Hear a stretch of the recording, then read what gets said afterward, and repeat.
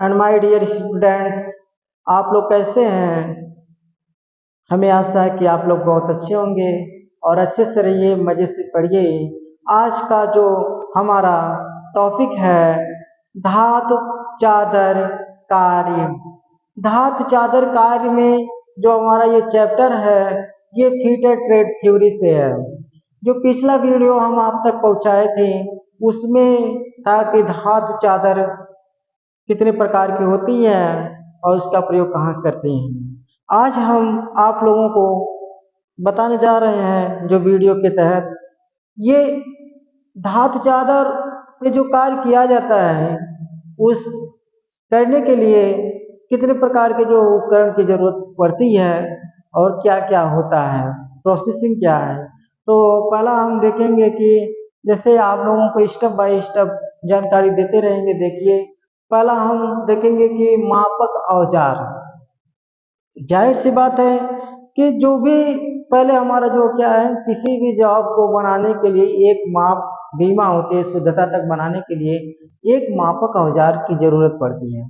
तो मापक औजार का जो प्रयोग वहाँ हम कार्य शीट मेटल में हम करते हैं। तो हमारा जो है पहला जो है स्टील रूल।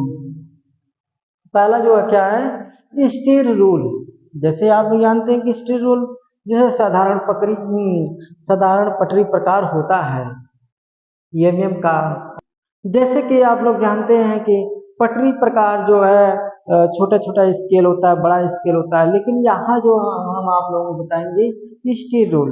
स्टील रूल मतलब क्या होता है कि स्टील का स्टेनर से स्टील का बना होता है, उसमें ईएमएम और सेंटीमीटर इंच का निशान बने होते हैं। इसकी शुद्धता जो है 0.5 mm तक का होता है।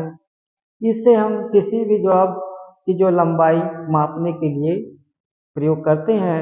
ये रेखीय माप के लिए जो प्रयोग किया जाता है। और स्टील टेप में ही जो है, स्टील टेप एक लचीला होता है। ये जो है टेप सीधा होता है, लेकिन वो क्या होता है, स्टील टेप एक लचीला होता है, पत्ती नुमा होता है। उसको जो है खींचते हैं तो जितना बड़ा चाहिए 10 मीटर का, 5 मीटर का लंबाई में जो उपलब्ध होता है, उसमें भी आप जो है इंचेस और एम सेंटीमीटर इत्यादि जो है निशान लगे रहते हैं। जितना चाहिए उसको निशान कुछ के अनुसार जो हमको मापना है उसी अनुसार हम माप सकते हैं। जहाँ पे हम स्टील रूल का प्रयोग नहीं कर सकते हैं वहाँ पे स्टील टेप का प्रयोग करते हैं, क्योंकि ये फ्लेक्सिबल होता है, लचीला होता है। और स्टील स्क्वायर होता है, जिसको एल स्क्वायर के नाम से जानते हैं, एल जिसको गुनिया जैसे होता है उसी के अनुसार ये भी होता है। तो ये कैसा, मतलब ये 90 डिग्री पे एक ब्लेड और स्टॉक होता है, 90 डिग्री पे जो है लगा रहता है। जैसे ये आपका 90 डिग्री पे लगा रहता है और इसके अनुसार जो वर्गकारिता 90 डिग्री पे कोई भी जो है चादर को काटना है या सेट करना है तो उसके लिए जो प्रयोग करते हैं ये स्टील स्क्वायर का। वायर गेज क्या होता है, जानते हैं? वायर मतलब जो सीट जो वायर को मापना, या जो सीट होती है धातु चादर में जो सीट होती है, पतली पतली सीटें होती हैं, उसको माप करने के लिए वायर गेज का प्रयोग करते हैं। ये 0 से 40, उसमें जो देखिए रिंग प्रकार का जो रिंग जैसे गोलाकार, ऐसे गोलाकार होता है, उसमें जो है खांचे कटे होते हैं, छोटे खांचे, उससे बड़े खांचे, उससे बड़े खांचे, उससे जैसे गियर्स नहीं होता उसी अनुसार जो कटे होते हैं। जो छोटा होता है एकदम बहुत छोटा महे मतलब पतला ये, तो उसमें जो है ज्यादा नंबर लिखे रहते हैं, जो ज्यादा बड़ा होता है उसमें छोटे नंबर लिखे रहते हैं। अर्थात 0 से 40 तक नंबर होता है। जो 40 हमारा रहेगा वो सबसे कम थिकनेस का रहेगा, और जो ज्यादा रहेगा वो उसका जो नंबर कम रहेगा। तो यही जो है इस तरीके से हम करते हैं। साधारणतः ऐसे जो होता है उसमें डाल देते हैं, फिर निकाल देते हैं। उससे जो है तुरंत जो नहीं जाएगा वो उसके माप के लिए नहीं रहेगा, जो जाएगा उसके माप के लिए रहेगा। तो उसका जो नंबर से हम करेंगे 1 mm का है, 2 mm का है चादर, या 0.5 mm का है और 0.2 mm का, 3 mm, इसी अनुसार जो उसमें जो है लिखे रहते हैं। और ये हमारा जो है मापक औजार है, steel rule, steel tape, steel square, wire gauge, इससे जो है हम माप करने के लिए इसका प्रयोग करते हैं। अब देखेंगे कि माप तो ले लिया गया, फिर इसमें निशान लगाने के लिए जो निशान लगाया जाता है, फिर तो निशान भी लगाया जाता है। निशान लगाने के लिए जो औजार को प्रयोग करते हैं उसको जो बोलते हैं मार्किंग औजार, उसी को हम बोलते हैं मार्किंग औजार अर्थात चिन्हन औजार बोलते हैं। तो इसमें देखेंगे कौन कौन से औजार हैं। डिवाइडर है, इसको जो है डिवाइडर और कंपास, ट्रेमल, स्क्राइबर, स्क्रेचबल, तो एक एक करके आप लोगों को बता रहे हैं कि डिवाइडर क्या होता है। डिवाइडर जो है दो लेग लगे होते हैं, दोनों लेग को एक पीवट के माध्यम से इसको जो है एडजस्टेबल जो है पीवट ज्वाइंट किया जाता है, जो ऐसे फैला भी जा सकता है और उसको मोड़ा भी जा सकता है, यानी दोनों जो है उसको जो है अंदर घटाया जा सकता है और बढ़ाया भी जा सकता है आवश्यकता के अनुसार। डिवाइडर का प्रयोग वहाँ करते हैं जैसे कोई भी जो है लाइन खींचना है, जैसे लाइन खींचा गया है तो उस लाइन को जो डिवाइड करने के लिए, जैसे 5-5 mm का डिवाइड करने के लिए, 10-10 mm का डिवाइड करने के लिए, तो उसमें मतलब तो ये जो है लाइनें को जो 5-5 बराबर भागों में बांटने के लिए जो प्रयोग किया जाता है, ठीक है। ये जो है आपका डिवाइडर है। और डिवाइडर का प्रयोग आप तो शायद जानते ही होंगे। और कोई भी जो है ये डायरेक्ट माप नहीं ले सकता है, इनडायरेक्ट माप ले सकता है, ठीक है। इनडायरेक्ट तरीके से उसकी जो जैसे ये लेग लगा हुआ है, दोनों ऐसे लगा देंगे, फिर इसी लेग के अनुसार जो जितना ये फैला रहेगा इसी अनुसार हम स्केल लगा के इसको माप कर सकते हैं, ठीक है। तो ये जो है डिवाइडर है। अब आते हैं कंपास। कंपास कंपास मतलब समझ रहे होंगे कि जो जिसको बोलते हैं हम गोला प्रकार, जैसे कोई भी हो वृत्त को खींचना हो, चाप लगाना हो, तो हम कंपास का प्रयोग करते हैं। तो आसानी से हम सर्किल बना सकते हैं, आसानी से चाप लगा सकते हैं, इत्यादि क्रियाएं कर सकते हैं। वो कैसा बनावट होता है, इसमें भी दो लेग लगे होते हैं, एक लेग नुकीला होता है, एक लेग जो है निकीला होता है, उसका सेंटर पॉइंट रहता है, दूसरा जो लेग में जो है आपका पेंसिल वगैरह लगा देते हैं, जो पेंसिल या नीब लगा देते हैं उससे जो है करते हैं।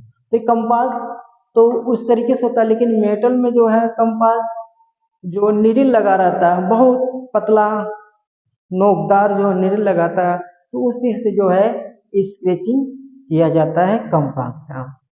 तो आपका जो है ड्राइंग बनाने के लिए कंपास अलग रहता है और इसमें शीट मेटल में कंपास अलग रहता है। पेंसिल की जगह पे स्क्राइबिंग का छोटा सा पतला होता है, लगा होता है, पेंसिल की जगह पे उसको लगा देते हैं, जिससे थोड़ा सा ऐसे घुमाएंगे तो नुकीला पॉइंट से जो है वो निशान बनता चला जाता है।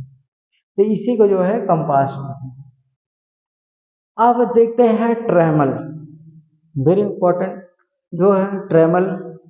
जैसे ट्रेमल का प्रयोग कहाँ करते हैं, ट्रेमल का प्रयोग वहाँ किया जाता है जैसे छोटे छोटे वृत्त को ना बनाकर बड़े जो वृत्त बनाने के लिए आवश्यकता पड़ जाती है, हम कंपास का प्रयोग नहीं करते हैं, उस जगह उस स्थान पर बनाने के लिए हम ट्रेमल का प्रयोग करते हैं।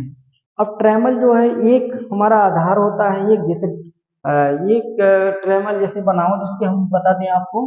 बनावट देखिए ऐसे एक इस तरीके से होता है, फिर यहाँ पे एक पॉइंट लगा रहता है, यहाँ पे एक देखिए, ठीक है, एक यहाँ पे लगा रहता है, एक यहाँ, ये हमारा जो है आपका बीम है, ठीक है, ये धनन जिसको बोलते हैं बीम।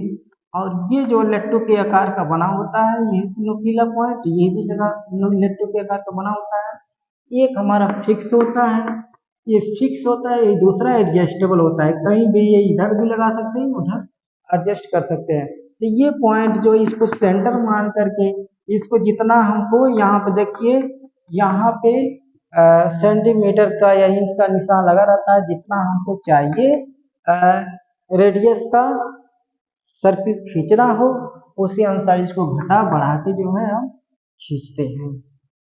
तो यही है जो है हमारा ट्रेमल है।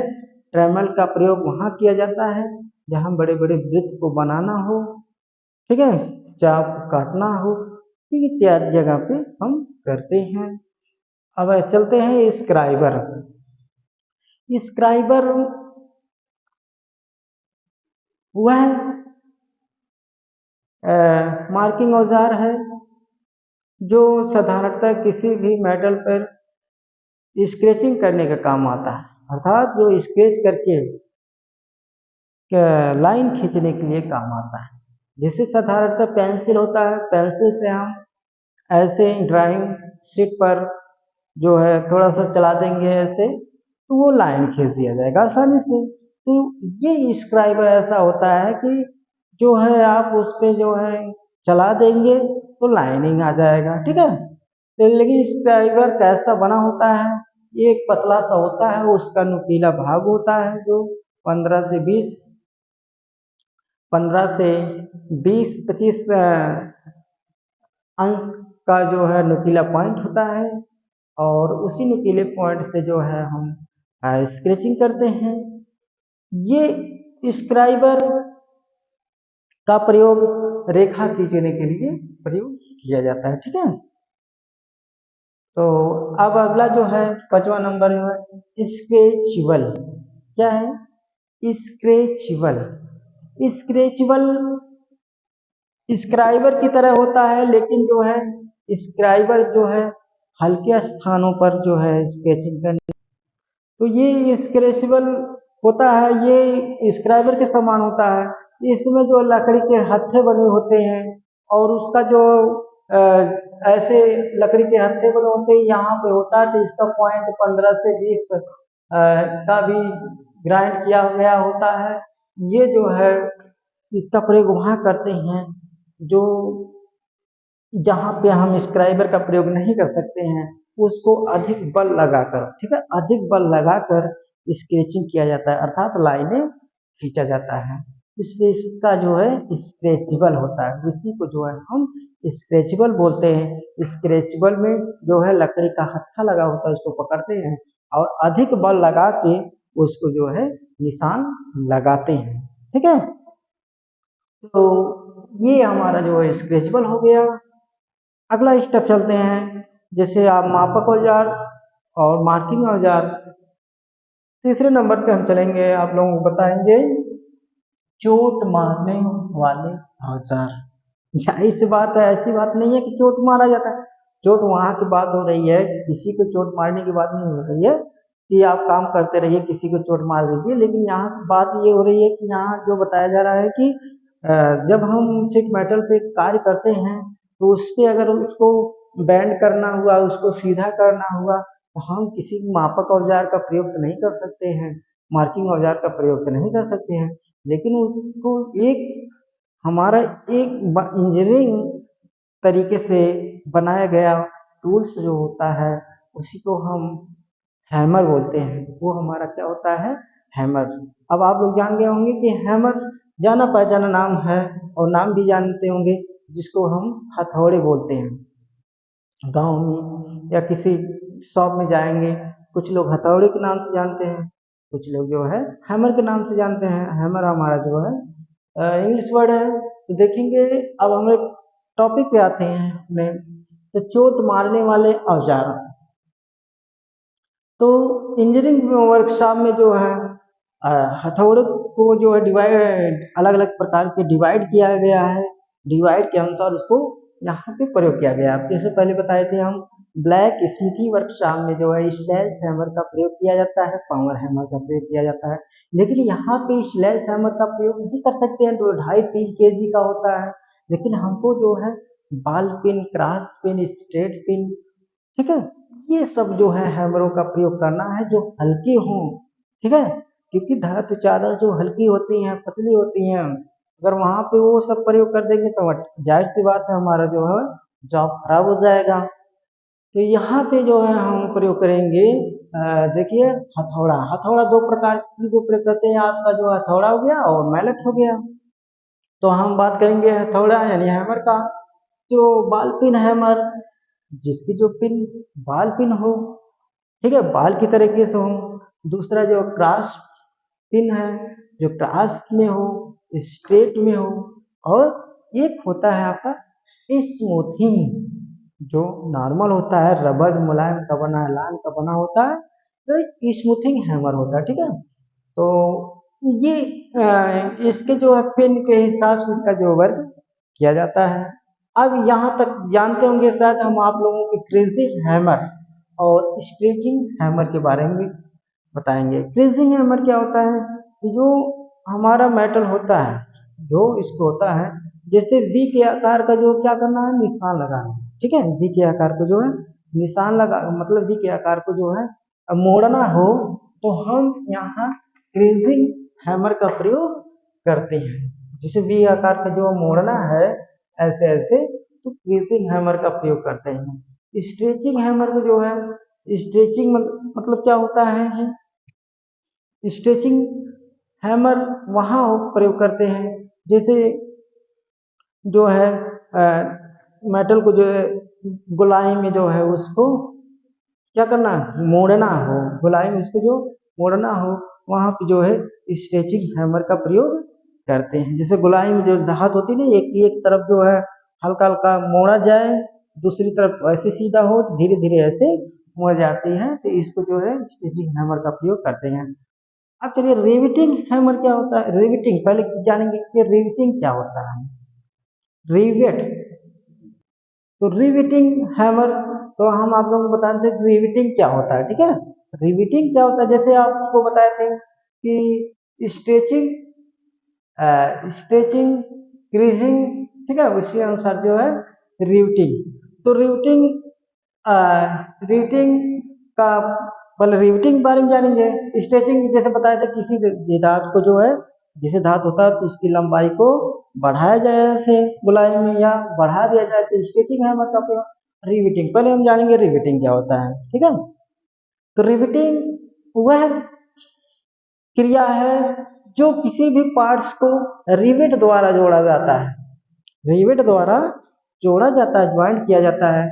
वो कौन सी ज्वाइंट होती है, टेम्परेरी ज्वाइंट होती है। कौन सी होती है, टेम्परेरी ज्वाइंट है। परमानेंट ज्वाइंट जानते होंगे, परमानेंट ज्वाइंट जो होती है इसको कहते हैं, इसको बोलते हैं वेल्डिंग से किया जाता है, उसी को जो हम बोलते हैं परमानेंट ज्वाइंट। इसको काटना हो तो यार जब ब्लेड हेक्सास काटेंगे तभी कटेगा। हाँ, उसको जो है हेक्सा ब्लेड से काटेंगे तो कट जाएगा, अलग हो जाएगा। तो जो है जॉब हमारा जो वहाँ पे खराब हो जाता है, फिर एक्स्ट्रा जॉब जोड़ना पड़ता है।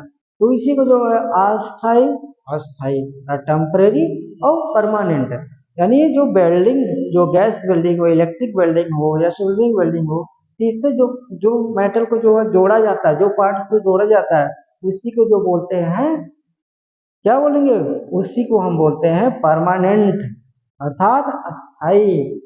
और टेम्परेरी, ठीक है, टेम्परेरी किसको बोलते हैं, जब चाहो तब हटा लो, जब चाहो जोड़ दीजिए।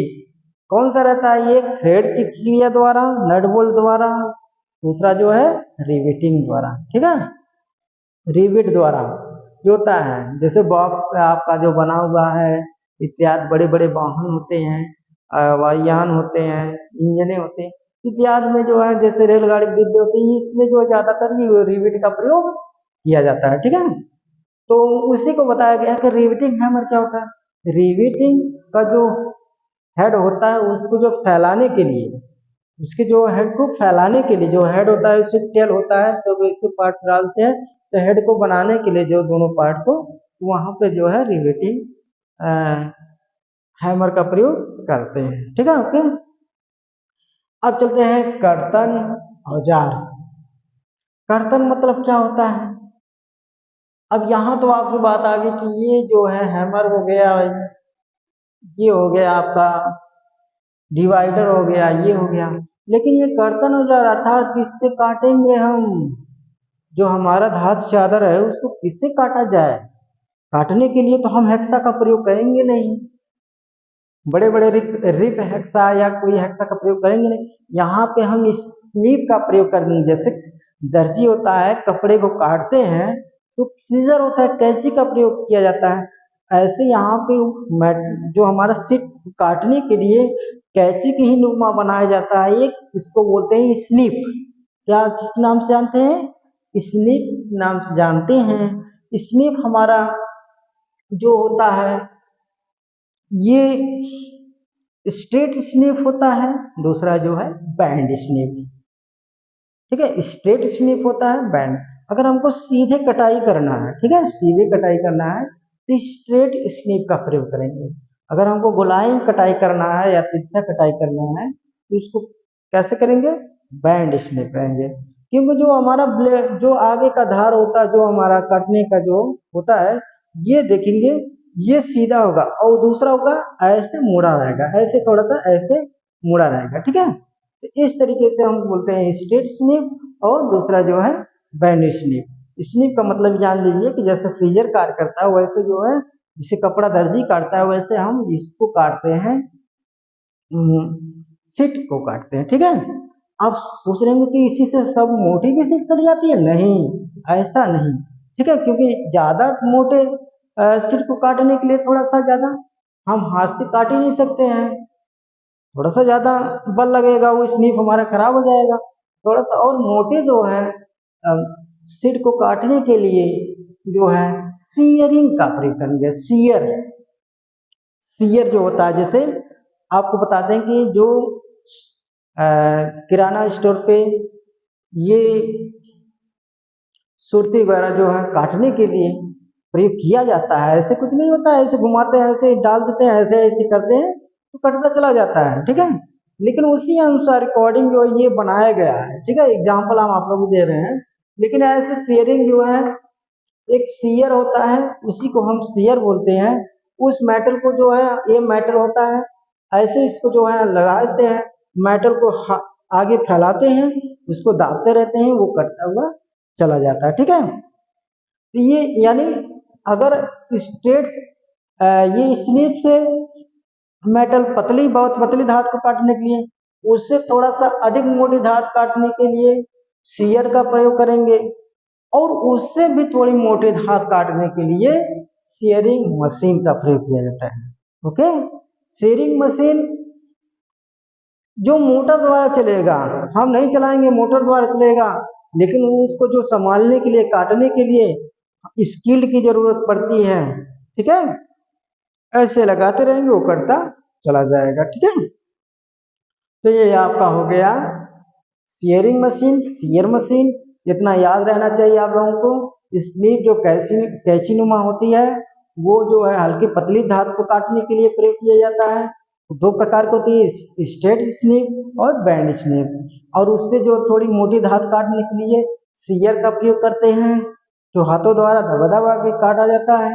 और उससे जो मोटी धात काटने के लिए जो है सीट को काटने के लिए शेयरिंग मशीन का प्रयोग करते हैं। ठीक है, अब ये आपका जो है यहाँ तक की आ गई कि ये हमारा मेटल कट के तैयार हो गया। ठीक है, आपने पहले जो है सीट को नापा, फिर उसमें मार्किंग किया, फिर इसके बाद मार्किंग करने के बाद जो है फिर चोट मार उड़ के जो है उसका जो है आकार को परिवर्तित किया, फिर जो है जहाँ पे जरूरत पड़ी तहाँ उसको काटा गया। फिर इसके बाद जो है आपका छिद्रण औजार, जिसको बोलते हैं होल करना। ठीक है, होल करना, छिद्र करना। होल करने के लिए जो प्रयोग करेंगे जिस औजार को, उसी को हम क्या बोलते हैं? छिद्रण औजार। ठीक है, तो हम छिद्र करने के लिए पंच का प्रयोग करेंगे। क्यों? जैसे आप लोग जानेंगे, छिद्र करने के लिए पंच का प्रयोग किया जाता है। सीट मेटल में जो है पंच का प्रयोग करेंगे। कौन कौन सा पंच होता है शायद आप लोगों को बताएंगे, आप जान जाइए। ठोस पंच होता है, खोखला पंच होता है, पिंड पंच होता है। ठीक है, ठोस पंच जिसको सॉलिड पंच बोलते हैं, आसानी से नीचे से लगा के ऊपर से मार देंगे हथौड़े द्वारा, वो होल हो जाएगा किसी में, ठीक है, किसी भी धातु में मतलब हो जाएगा। जैसे उसमें जो है, और खोखलापन जो होता है, जैसे जितने mm का वो जो होल रहेगा उसको पूरा जो है सर्किल नुमा वो पंच करेगा। सर्किल नुमा जो है वो जो होल करेगा, यानी होल मतलब सुराख करने के लिए जो सर्किल नुमा जो हमारा होल किया जाता है, खोखला पंच बोलते हैं उसको, ठीक है। जैसे आपकी जो बेल्ट में होल बना होता है रबड़ में और चमड़े में, ऐसे इसमें भी होता है मुलायम जो धातु चादरें होती हैं, उसमें गोलाकार जो है सुराख करने के लिए इसका प्रयोग करते हैं। पिन पंच ये होता है जैसे छोटे छोटे जो है पिन पंच जो हल्के सुराख करने के लिए जो है पिन पंच का प्रयोग करते हैं। अब अगला जो है मोड़ने वाले औजार। अब किस तरीके से जो है मेटल को, शीट मेटल को कैसे मोड़ा जाता है, कौन कौन से जो है औजार प्रयोग करते हैं, इसके बारे में आप लोगों को जानकारी देंगे। तो आप लोगों को जो मोड़ने वाले औजार, जैसे ये जो है मोड़ने के लिए जो मेटल हमारा तैयार, शीट मेटल तैयार हो जाता है, उसको कैसे मोड़ा जाता है, ऐसे हाथ से तो मोड़ नहीं सकते हैं, उसके लिए एक टूल्स का प्रयोग करते हैं। उस टूल्स के बारे में बताएंगे आपको, और थोड़ा सा वेट करना पड़ेगा आपको, क्योंकि लॉन्ग वीडियो होता चला जा रहा है अभी। और जैसे कि आप लोग हमारे वीडियो तक बने रहिए, हमारे चैनल को बने रहिए और पूरा वीडियो देखा करिए, जिससे पूर्ण रूप से आपको स्किल्ड हो और आप जो है अगले वीडियो को देखने के लिए जुड़े रहिए। और यहीं तक, नमस्कार, धन्यवाद।